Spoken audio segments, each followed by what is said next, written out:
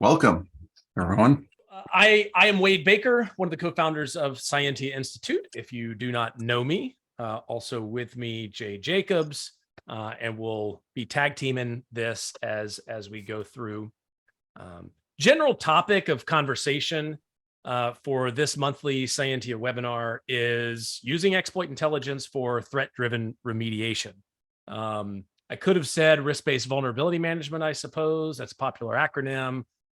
Things are similar, but this is actually a little more accurate because we are really focusing on the threat side of things, exploitation and things like that for this. And we'll talk about how we go about doing that, some of the use cases, and we'll end this with some exploratory work that we've been up to in, for instance, if you wanted to set remediation SLAs based on threat information rather than just, compliance or, hey, you got to do these in 30 days, these in 15 days, these in 7 days, like is often done. So, how can you stay ahead of the attackers, so to speak, in terms of how fast you need to fix? All right. So first point we want to make here is, why is prioritization of vulnerability remediation essential? That's actually pretty simple. We'll make a couple points. The first one being that vulnerability discovery and disclosure is not slowing down. I think this is a pretty cool chart. I grabbed it from the EPSS page. If you're not familiar with EPSS, it's exploit prediction scoring system, and there's a little link, data and statistics, and this is one of the many very cool charts that you would see there. I think this is updated every day, right, Jay? It is, yeah. So if you grabbed it this morning, it's current. Yeah, I grabbed it this morning, so you can watch this progress in real time almost. But what you're looking at here is, notice this green line, 2021, right? That was the first time that the number of published vulnerabilities crossed the 20,000 in a year threshold. Then in 2022, came back with a vengeance. 25,000 was the new threshold. And if you're following this 2023 line, it's probably going to set a new record. And I don't know, 30,000, 35,000, who knows? But the point is, there's a whole lot of them out there, and the speed at which we're finding them and the volume is picking up. And that fact, coupled with this next one, Jay, if you'll put up the next slide, is that we have looked at how organizations remediate or fix these vulnerabilities, and they cannot fix all of them by a long shot. So we took a sample of data across hundreds of organizations and looked at the number of open vulnerabilities in their environment across all their systems in a given month and the number of closed, and calculated a ratio. And I'll skip to this one. And, the typical organization fixes about 15% of the vulnerabilities in their environment on a monthly basis. So 15% obviously is not even close to a majority. Although there's a few, notice that right tail that extends past the 50% mark. So there's a few organizations that get a pretty good number, or more than that 15% typical. But the main point is we need to prioritize, because most organizations can only fix some subset of their vulnerabilities. And that forces the question of, how in the world do I know which subset to fix? Now, CVSS has been around for a long time as an attempt to answer that question. We're not going to go into why it's not a good way of prioritizing vulnerability in this particular talk, but we have tons of information out there. So we need a new way, and we think that tracking exploitation is a fantastic method for helping to prioritize which subset of vulnerabilities should be fixed. And Jay is going to walk us through some of that information. So yeah, essentially prioritizing based on exploitation activity. And so the big question comes up, how do we learn from it? What are the things we can learn? And one of the things, there's two things to look at. One is the exploitation activity as a feedback mechanism. The other one is, what are the signals that we can pick up, hopefully before exploitation, to help us predict and preemptively remediate things that may be exploited soon. And one of those is going to be exploit code being published. And this is a recurring theme. We've had multiple research efforts pointing this out and calling out that a lot of exploit code precedes exploitation activity. This is from our prioritization to prediction series with Cisco, formerly known as Kenna. And this is looking at the amount of exploitation activity, the cumulative exploitation activity on the vertical axes, and then the time from CVE publish. And when there is exploit code published, you can see that red line vastly jumping up a lot quicker than the blue line here, where there's no exploit code found. And this is across all vulnerabilities, and we calculated about 15 times more exploitation activity when there is exploitation code published. And as a way to try and normalize this, we did another sort of offshoot of this where we looked at just RCEs, the remote code execution. And I think that was, wait, do you remember? It was like 30 times more activity. It was an amazing quantity just focusing on a little slice like that. Yeah, something like that. So, and it doesn't stop there. You know, we also looked at when do we see first exploitation activity? And this is looking at when the signature was deployed as a starting point. And then about 17% of CVEs were exploited somewhere on the first day of signature deployment. And when there is exploit code being published, and then on the right where it's not, we see a much, much slower increase of activity in there. And so the rate of first exploitation activity is vastly different when we see exploit code out there. Now, when we talk about sources for exploit code, they are not created equal. And this is from a blog post that I think just went live today. And we're looking at 3 different sources here, and they all have their interesting strengths and different aspects to them. And so ExploitDB, one of the classic locations for exploit code in the middle there. Part of the challenge is that not all of the exploits have CVEs, and it could be that the vulnerability that it's targeting doesn't have a CVE, or perhaps it was never just associated with it. And that to me is an open research question I'd really like to tackle at some point. The one on the left, Metasploit, there isn't a lot in there, but it is clearly a really strong signal. I think we're seeing probably 60% of the CVEs, the vulnerabilities listed in Metasploit, actually being exploited in the wild, which is a really strong signal out of all of the different things we can look at as far as the efficiency of prioritizing Metasploit. And in the recent paper for EPSS, it was published in that paper that Metasploit actually is slightly outperforming CISA's KEV, the known exploited vulnerabilities list, as far as efficiency and coverage in there, which I think is super interesting. The last one here is GitHub. And clearly we see this rise in use of GitHub, the quantity of exploits being published there. And I mean, clearly in GitHub, there's no gatekeeping, ExploitDB, you have to submit and wait for them to process. And if you notice, on ExploitDB, it sort of comes up into late 2022 and it sort of plateaus, and they stopped processing for a while, and they apparently had a backlog. And over a few days then, I think in early January, they processed those and you get that little bump in there. But, with GitHub, there's no gatekeeping. You can just go create a repo, dump it, and you can publish it immediately and start sharing that out. And I think that that's an attractive thing. And there's no quality control, which from an author perspective is probably good. From a consumer perspective, it's a very difficult thing. And one of the things that we're adding here, you can see like on Metasploit and ExploitDB, we separate out those with CVEs without.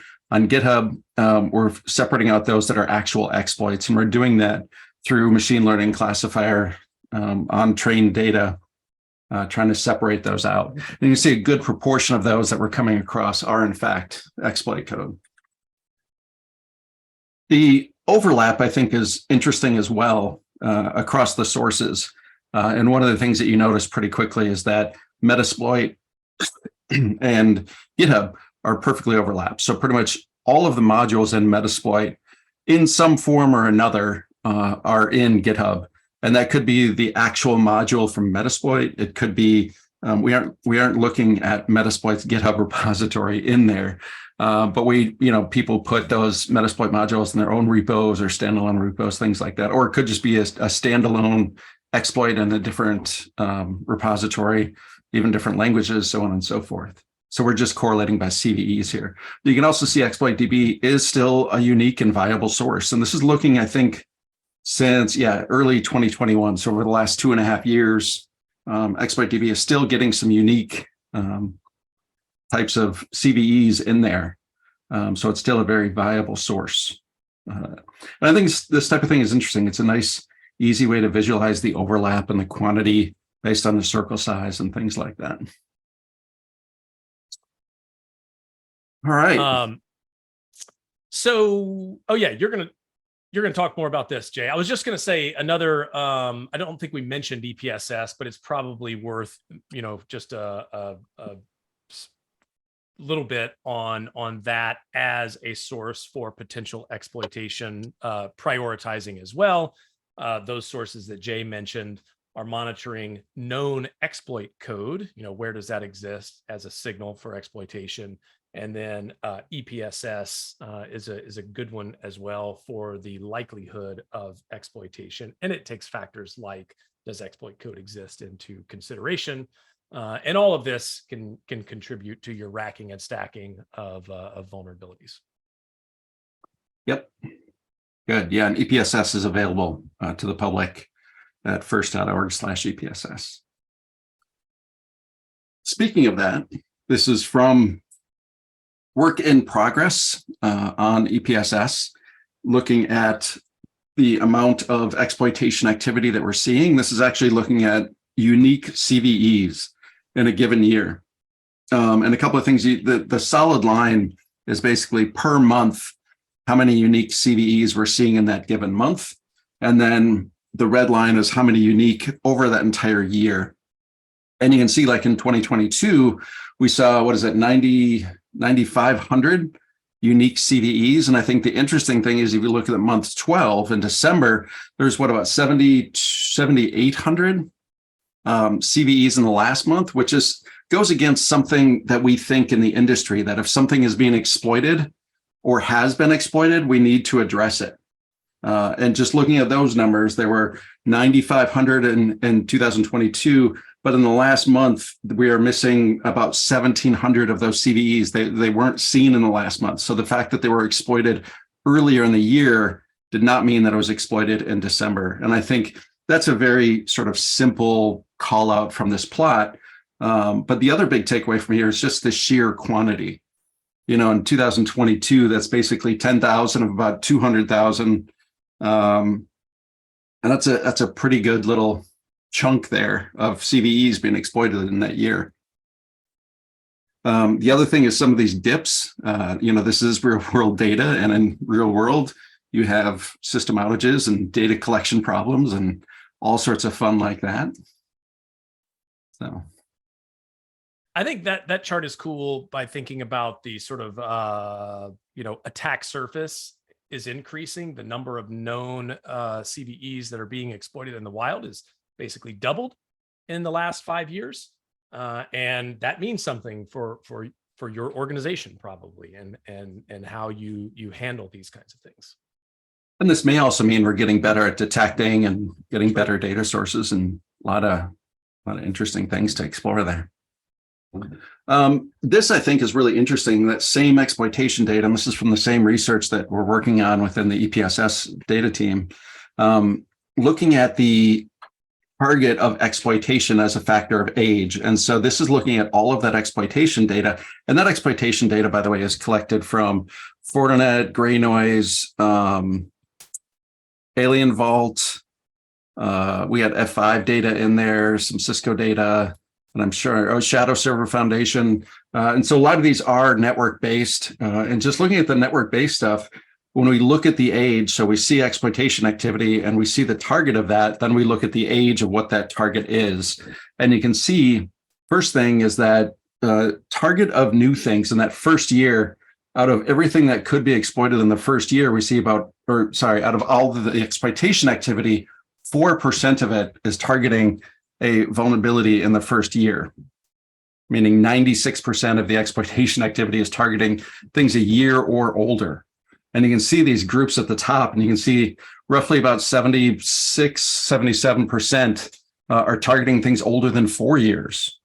And I think that's pretty impressive. And we see things targeting over 20 years. I'm really curious how prevalent those are in the industry, but these are the things being caught.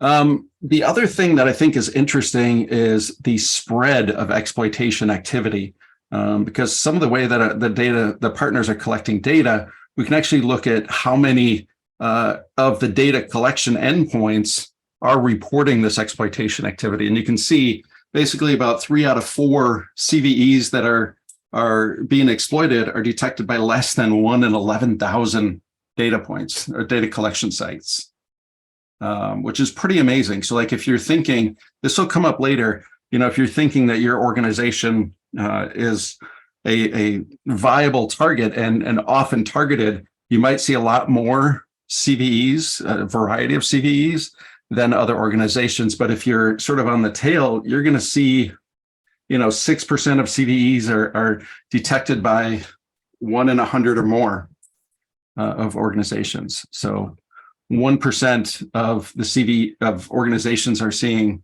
about 6% or more. So I think this is sort of a cool plot.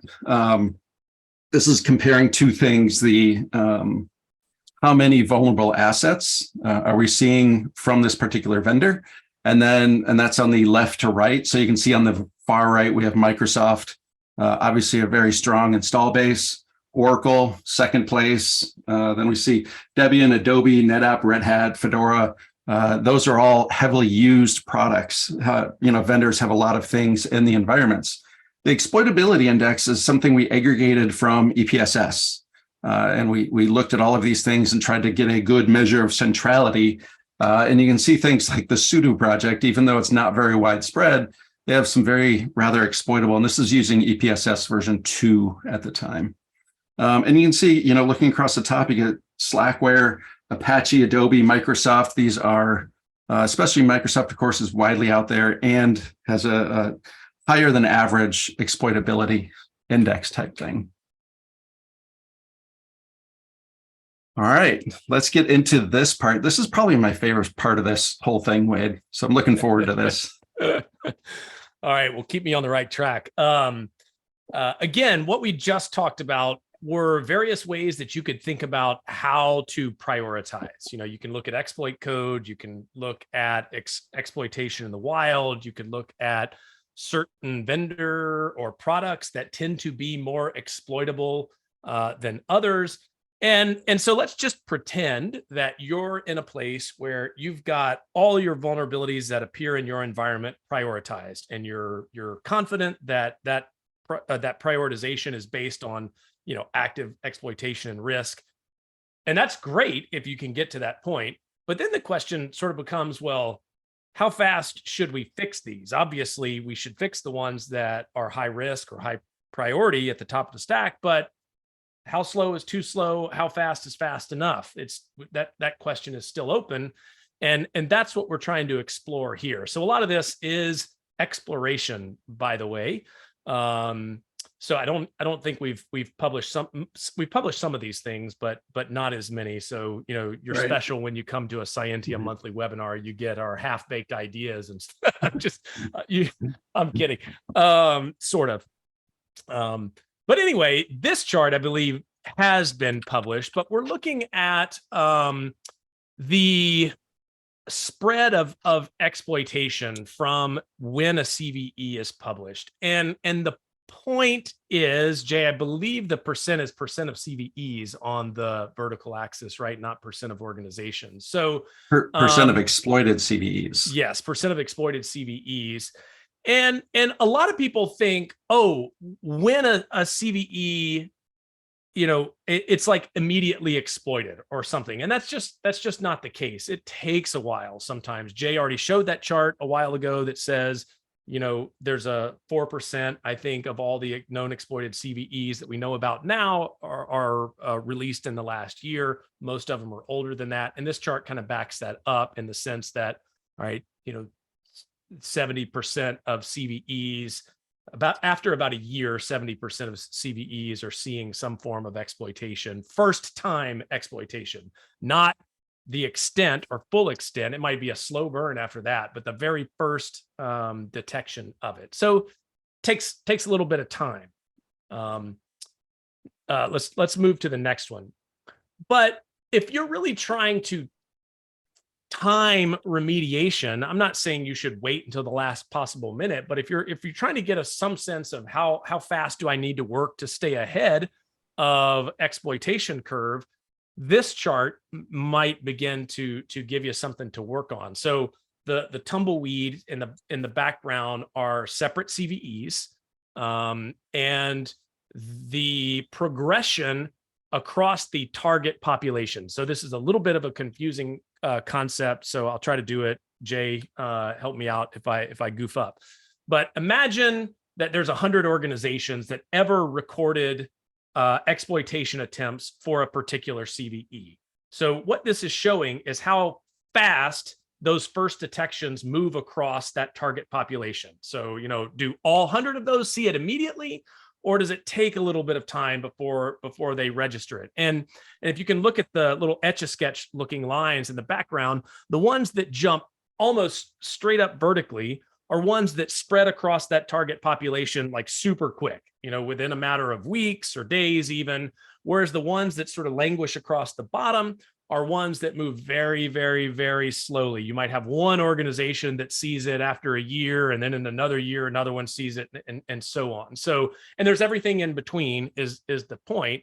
But I think a lot of people have this sense that when you hear such and so is being exploited in the wild, that means all organizations are seeing it at that point in time immediately. And the reality is that a lot of times it kind of takes a while for it to spread across that target population. Another thing to keep in mind about this slide that makes it a little bit more confusing to interpret is the target population can vary substantially. So some CVEs are detected by 100,000 organizations, and some CVEs are detected by 10. And we're still just considering across from 0 to 100% of 10 or 100,000, whatever that is. But the point is, let's look at this red line weighted by prevalence. If you follow that up, and I'm looking about at the year mark, it's like near 60% of organizations are seeing exploitation of a given CVE within the first year. 60% of the organizations that ever record exploitation activity against that CVE see it within the first year. And then it kind of flattens out after that. Point is, you've got some time depending on what kind of organization you are. And I think this is the super interesting part of it, right? Maybe your organization is super targeted and going to be the first, the bleeding edge, tip of the spear, whatever metaphor you want to use, and you're going to see the very first uses of that exploit. Then again, maybe your organization is on the lagging end and nobody's going to target you unless you present yourself as an easy target of opportunity. And the time that you would need to fix the exact same vulnerability may differ dramatically based on which kind of organization you are. Did I get all that right, Jay? Anything you want to add? Yeah, I think that's good. I think that's good. I passed the J test, y'all. That's hard. Yeah. I think another thing to call out about this one is first, the cool effect. It looks like crinkled paper is just cool. But the other thing, like if you sort of squint, you see two patterns. One is sort of things shoot up along that left side. You get that strong line going straight up. And that means that these might be smaller samples, like they had 4 or 5, jumps at the, 4 or 5 exploitation targets and they hit them pretty quick. But then you also see sort of these slow growth. If you sort of squint, you see all these darker lines towards the bottom, almost going straight, implying that there's a slow burn, sort of this march that a lot of these CVEs are going through. And I think that's pretty interesting. All right. So if you take that exact same concept and we sort of split the organizations, the blue line represents how exploitation activity moves across the top 5% of exploited orgs, meaning the organizations that are in the first 5% that record exploitation activity that's how fast it is. Or if you're in the top 20% is the green line, top 10 is the red. But we're trying to differentiate again. Are you at the top of the food chain when it comes to targeted attacks? Or are you more of like a, top 20%, 80th percentile? We could also do bottom 20%. And of course, that's going to be even much flatter than this. It goes down from there. But even here, you can kind of see the difference. Like, let's just go to 3 months. And the top 5% of orgs are seeing exploit activity against 15% of CVEs within a 3-month time frame. If you're in the top 20th percent, that drops below 10%, and the differences get bigger from there. So again, the main point we're trying to explore in this is how quickly do you need to work based on your assessment of, are you on the leading edge of exploitation attempts or middle or lagging? And can that be used as an input to setting some type of remediation SLA? How fast do I need to fix? Yep. There's one thing I want to call out here on this chart and the previous chart, and that is looking at essentially prior to the dash line, right at 0.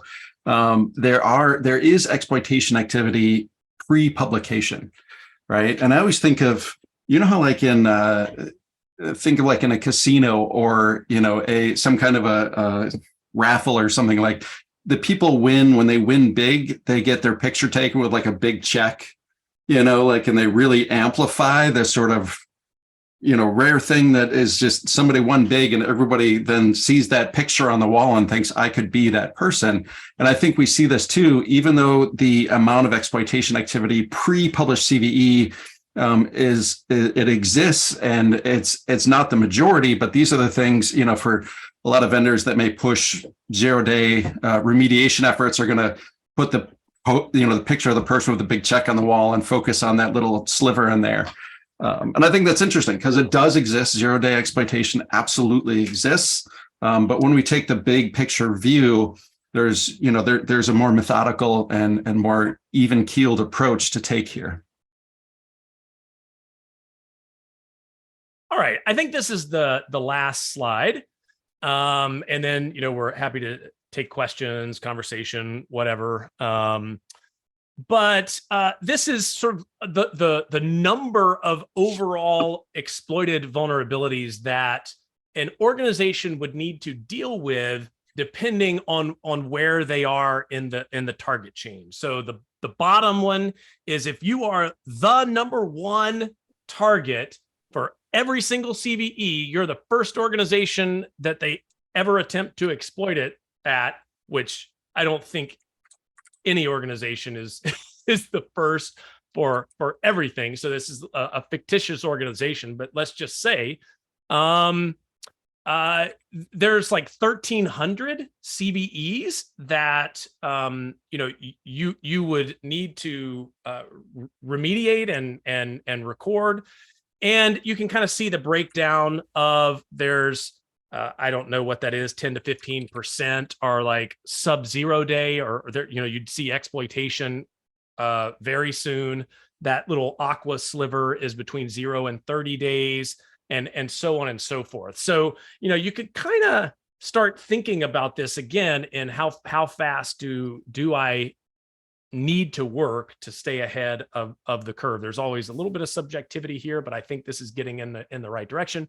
Whereas if you are the 500th organization exploited, you have a smaller set of vulnerabilities that deserve your priority attention. And there's a fewer of them that you really need to work super quick in order to stay ahead of the attacker curve. Hopefully I'm explaining that reasonably well enough. But like I said, this whole thing is thinking about how can we do a better job of using exploit intelligence, not just to prioritize the vulnerabilities, but also set some more informed threat-driven deadlines on how fast we need to fix those things. And I'm excited about that because I think it would go a long way toward toward reducing risk. And we got to be realistic. I mean, the obvious answer is fix everything right away, but that's not realistic in most cases. So we need to prioritize and even prioritize, how fast we need to fix within the prioritized vulns. And this is trying to get there. Jay, any closing thoughts before we move to some Q&A? No, I think the obvious answer is what's next, right? Or I guess the obvious question, what's next? And I think you talked about a little bit that some of this stuff in the later half is still work in progress. We've got, I think this is a really interesting avenue to go down, and this is stuff that we're pursuing, trying to answer some of these questions. So we can open it up for questions and see what people would like to comment or question on. There was a comment earlier about breaking out one of the charts by, I think it was industry, and that is always interesting. And it's a little difficult because we will see differences across industries, and sometimes it's just sort of random noise. Sometimes we see significant things, specifically as you're looking at, some of the malware stuff, some of the spread there. You may get some regional differences and or industry type differences. And I don't think we've broken out too much by industry on this. A lot of the exploit data that we get to work with doesn't have a strong component of industry. So that's been a challenge trying to get some of the industry and region stuff of those targets. And I think we have done some splitting some of these out by vulnerability type. And you do see some differences in how quickly exploitation activity progresses for certain types of vulnerabilities or against certain types of software. And that's another thing that we plan to explore more in the future. Yeah, and there's a great comment here. Could you also prioritize based on who is exploiting? For example, a threat actor targeting your industry. That's a great point. One of the things, it's kind of interesting, like a lot of the exploit data we're looking at could be considered opportunistic, that people are just sort of blasting out these things, trying to see what's out there. And obviously a threat actor a named threat actor probably doesn't do much sort of spray and pray exploitation. They're probably a little bit more targeted, and their use of exploits are probably more subdued. And so, like, for instance, in EPSS, we try to combat that by sort of ignoring the volume and just look at, during this day, was this CVE seen at one or more devices? And so that if a named threat actor does trip something somewhere, hopefully it'll get the same sort of weight as something that is a little bit more heavy in volume. But yes, I think that you could help prioritize looking at threat actors. That is something we've been putting a lot of effort into, trying to collect and identify the association between threat actors and activity. And so I think that'll be an interesting thing to see where that's going as far as research as well. That's great.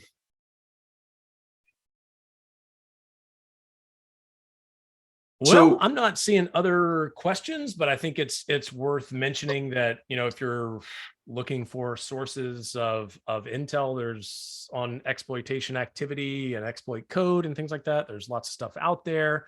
If you want to check us out, we're trying to bring together lots of these sources, and we have a data service, exploit intelligence service. If you want to look up Cyentia.com/EIS, you can look up our research page where we've done a ton of analysis around vulnerabilities and exploit attempts. I already mentioned EPSS at first.org is another place where, especially a lot of the things that Jay has done in terms of predicting exploitation, a lot of that research is housed there. So a lot of different places to access things that we've done in this world. And if you have other ideas, other data sets, other vendors we should be working with, we are always all ears for those kinds of things as well. Yep, absolutely. All right. Well, thanks everyone for joining us. Yeah, thanks a lot. Appreciate it. All right. Bye-bye.